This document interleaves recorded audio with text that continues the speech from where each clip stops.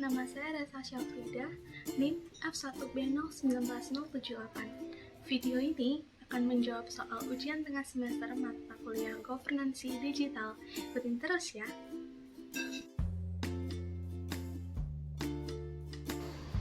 Saat ini semua orang, dari anak-anak hingga orang dewasa, sulit untuk terlepas dalam teknologi digital. Mulai dari penggunaan smartphone, smart TV, internet, komputer, laptop, dan sejenisnya. Pada era sekarang, era Society 5.0, masyarakat dituntut untuk hidup berdampingan dengan teknologi, mulai dari menguasai dan memanfaatkan teknologi. Jika rata-rata manusia tidur 7 hingga 8 jam dalam sehari, maka 40% waktu dari sisa yang ada akan berhubungan langsung dengan teknologi digital. Kemudian, apa itu digital? Jika harus dijelaskan, digital merupakan suatu hal yang sangat luas. Namun secara garis besar, digital merupakan teknologi elektronik yang mampu menyimpan, menghasilkan, dan memproses data dalam dua kondisi, yaitu positif dan negatif.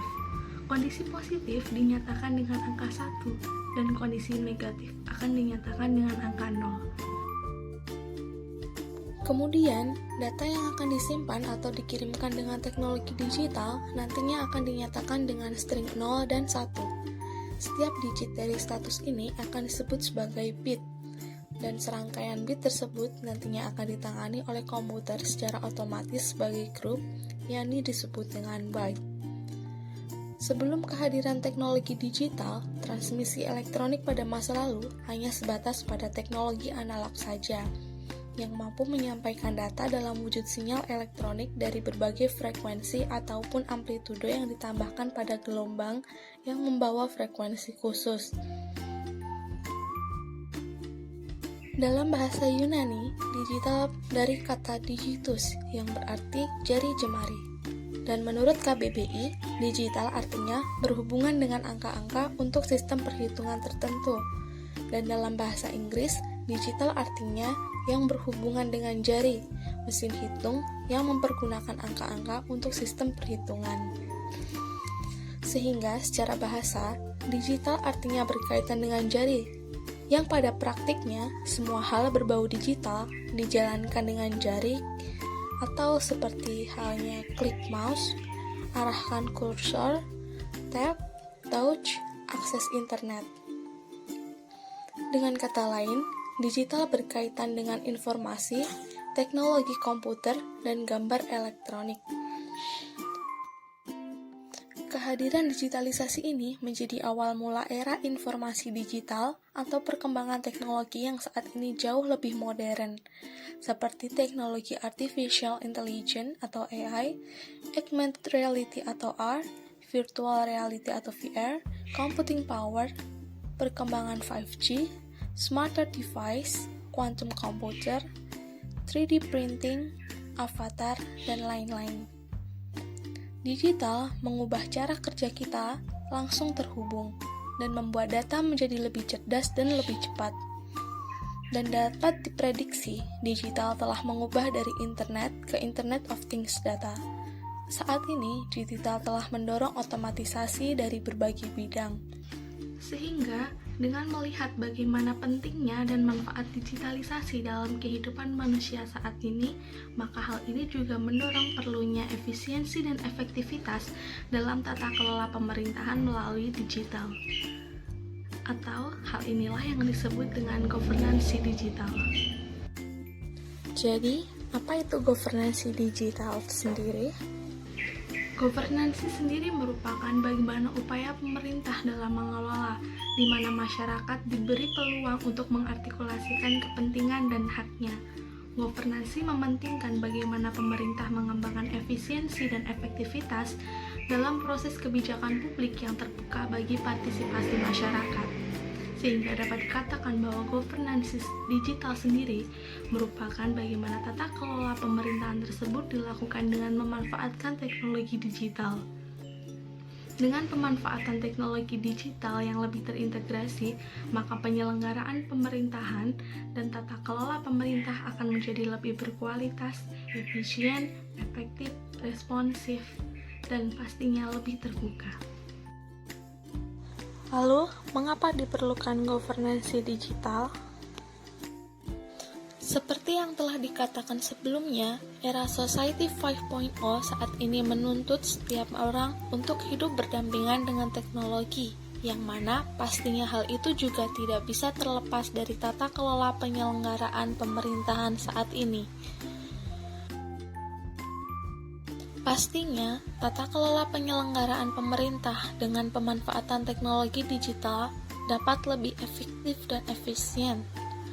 Hal ini dikarenakan dengan sistem digital, maka pemberian pelayanan publik dan proses kebijakan dapat diberikan dengan lebih prima. Selain itu, penyelenggaraan tata kelola pemerintahan secara digital mampu memberikan kemudahan, kenyamanan, lebih terjangkau, sederhana, cepat, dan lebih mendorong masyarakat untuk berpartisipasi dalam urusan publik, sehingga terdapat transparansi dalam penyelenggaraan pemerintahan. Dan hal inilah yang dapat meningkatkan kepuasan masyarakat sendiri. Dengan penggunaan sistem digital pada governansi, maka sistem penyelenggaraan pemerintah akan lebih terintegrasi satu dengan lainnya, hanya dengan internet, website, aplikasi, dan sejenisnya. Maka koneksi dari berbagai sektor pemerintahan, swasta, dan masyarakat dapat terhubung dengan mudah. Dengan demikian, sistem digital yang menjadikan data lebih otomatis dan lebih terintegrasi dapat membantu penyelenggaraan pemerintah yang lebih berkualitas. Sehingga saat ini governansi digital merupakan suatu hal yang sangat diperlukan dan penting. Kemudian, bagaimana praktik governansi digital di Indonesia saat ini? Saat ini, praktik digital pada sistem tata kelola pemerintahan di Indonesia sudah diterapkan dengan baik.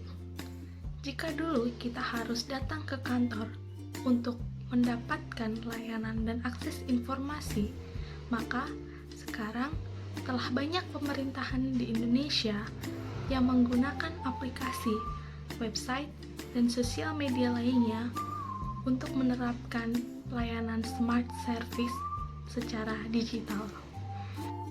Dalam penyelenggaraan pemerintah yang berbasis digital, masyarakat dapat mengakses sistem informasi secara mandiri melalui website atau aplikasi yang juga terhubung secara langsung pada kantor pemerintah itu sendiri. Data dan informasi, program pelayanan dan profil dari kantor pemerintah akan secara terintegrasi dalam sistem website tersebut. Dengan demikian, penyelenggaraan pemerintah seperti pelayanan publik dapat lebih efisien, efektif, dan transparan kepada masyarakat, serta pastinya masyarakat tidak perlu datang langsung kepada kantor pemerintah tersebut.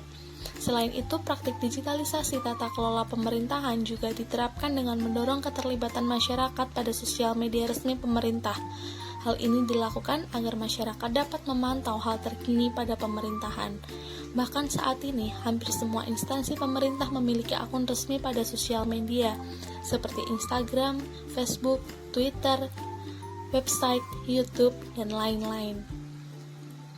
Kemudian, salah satu contoh pemerintah daerah yang menerapkan praktik governansi digital melalui aplikasi pada daerahnya adalah Yogyakarta dengan sistem Jogja Smart Service atau JSS.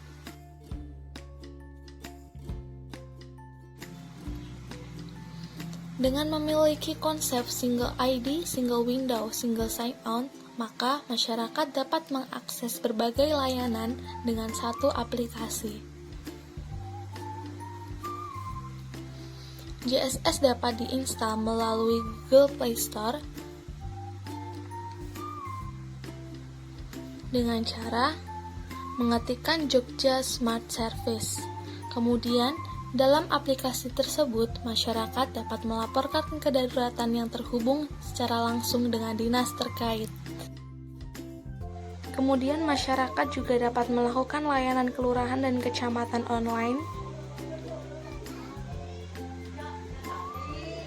pelayanan surat warga dengan pengantar RT dan RW, dan pelayanan lainnya secara 24 jam.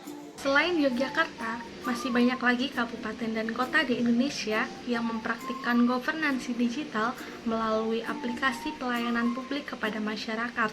Beberapa kota atau kabupaten tersebut diantaranya yaitu Kabupaten Jepara dengan aplikasi Jepara Online Smart Service, Kabupaten Demak dengan Demak Smart City, Sapa Warga dari Provinsi Jawa Barat, Siap Mas Kabupaten Banyumas, Kudus Mobile City dari Kabupaten Kudus, dan masih banyak lagi.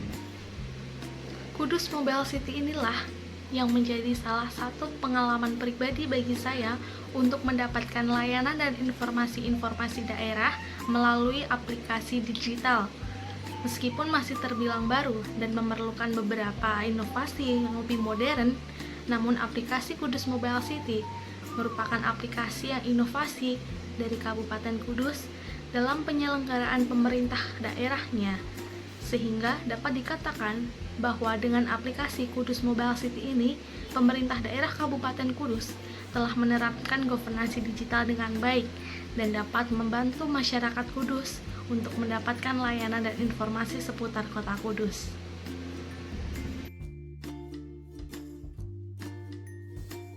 Dalam aplikasi Kudus Mobile City terdapat beberapa fitur informasi seperti informasi kuliner, wisata, hotel, dan lain-lain.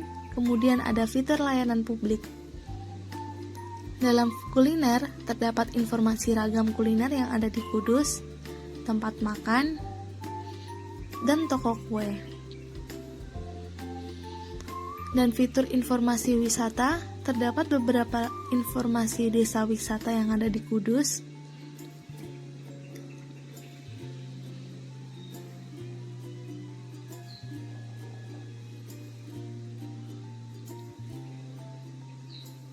Kemudian ada informasi wisata alam, wisata budaya,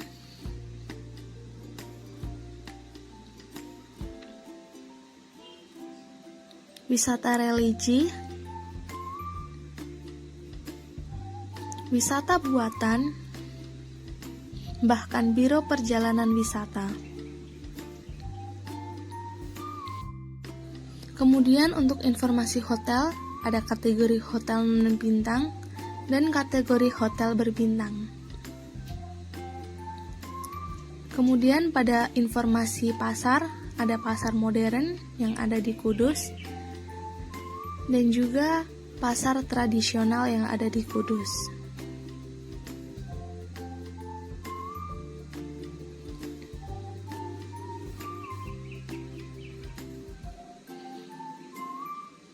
Kemudian untuk informasi UMKM terdapat profil beberapa UMKM, UMKM makanan, dan UMKM kerajinan tangan.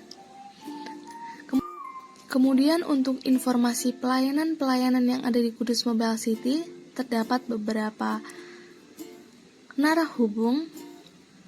Kemudian bagian pendidikan ada informasi terkait universitas dan SMA serta SMK yang ada di Kudus.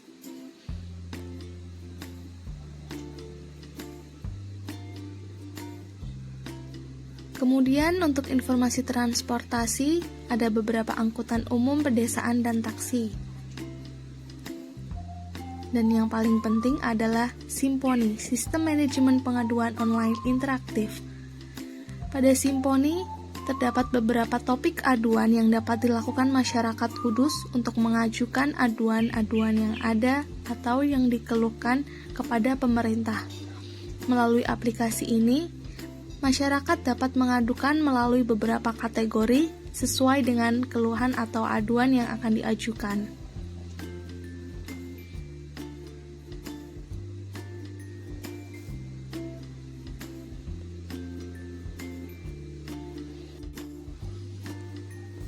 Aduan masyarakat sebelumnya juga dapat terlihat dalam aplikasi Kudus Mobile City ini.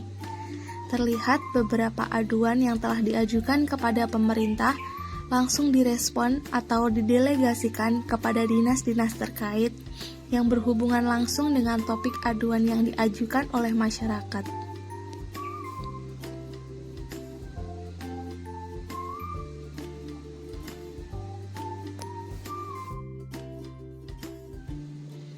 Kemudian dalam aplikasi ini juga terdapat daftar kategori aduan dan OPD yang akan menangani, yaitu dari beberapa instansi yang ada di Kudus.